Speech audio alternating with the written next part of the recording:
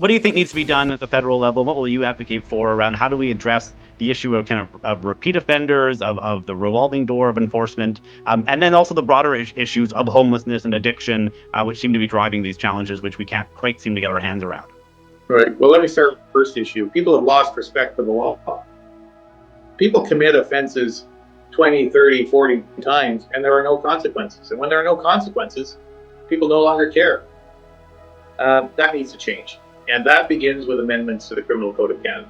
Criminal law is presided over by the Parliament of Canada, and the Liberal government under Mr. Trudeau made specific changes that have made the situation worse, not better. And that needs to be recognized, and that needs to be addressed. So I would begin there. I think the time for mandatory minimum sentencing sadly has arrived, because we need to send a signal to those who are resolved to commit crimes over and over and over again that their behavior will not be tolerated and they will pay a price. And that price is their freedom. So that's the first thing. The experiment around drugs has failed. We can walk around downtown Langley, downtown Abbotsford, and see the results of this misguided policy. It was done, and look, I'm going to say this.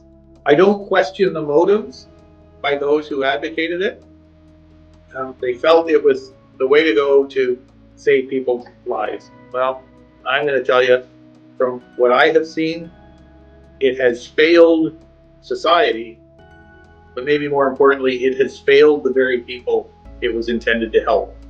Condemning people to a life of misery by providing them with a steady stream of free and what are called safe drugs is not the answer. There is no such thing as safe cocaine. There is no such thing as safe heroin. What we see on the streets here is unacceptable, and it's time for governments to realize the experiment has failed, and it's time to take a different approach.